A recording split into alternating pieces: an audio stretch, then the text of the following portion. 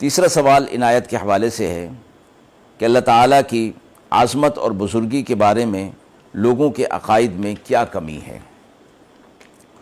لوگوں نے اللہ تبارک و تعالیٰ کے حق کو سمجھا نہیں جیسا کہ اس کا حق تھا، اور قیامت کے دن اس حوالے سے فرمایا گیا کہ اللہ رب العزت جیسا ان لوگوں کو پہچاننا چاہیے تھا اللہ کی عظمت اور قدرت کو نہیں پہچانا۔ قیامت کے دن اللہ رب العزت کا ان کے سامنے یہ عظمت اور شان ظاہر ہوگی کہ ساری زمین اس کی مٹھی میں ہوگی اور تمام آسمان لپٹے ہوئے اس کے ہاتھ میں ہوں گے۔ اللہ تعالیٰ ہر تمام چیزوں سے برتر اور پاک ہے۔ یہاں یہ فرمایا گیا کہ یہ ایک اللہ تبارک و تعالیٰ کے ہاتھ میں ہونا اور مٹھی میں ہونا،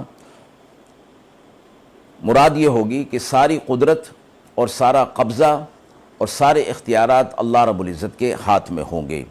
اور یہاں ایک متشابہ کے حوالے سے فرمایا گیا کیونکہ اللہ تبارک و تعالیٰ تمام قسم کے اعضاء اور جوارح سے پاک ہے، اس لیے آیت کے آخر میں فرمایا گیا کہ جو لوگ اللہ تعالیٰ کے ساتھ جن چیزوں کو شریک ٹھہراتے ہیں اللہ تعالیٰ ان سے بہت اعلیٰ اور ارفع ہے۔ ناظرین کرام، ہم امید کرتے ہیں کہ آیات کے حوالے سے جو سوالات موصول ہوئے تھے ان کی روشنی میں جو تفسیر پیش کی گئی وہ آپ کے لیے قابل اطمینان ہوگی۔ اس حوالے سے آپ کے بھی اگر کوئی سوالات ہوں تو آپ کمنٹس باکس میں پیش کر سکتے ہیں، ہم ان سوالات کے جواب دینے کی کوشش کریں گے۔ وآخر دعوانا ان الحمد للہ رب العالمین۔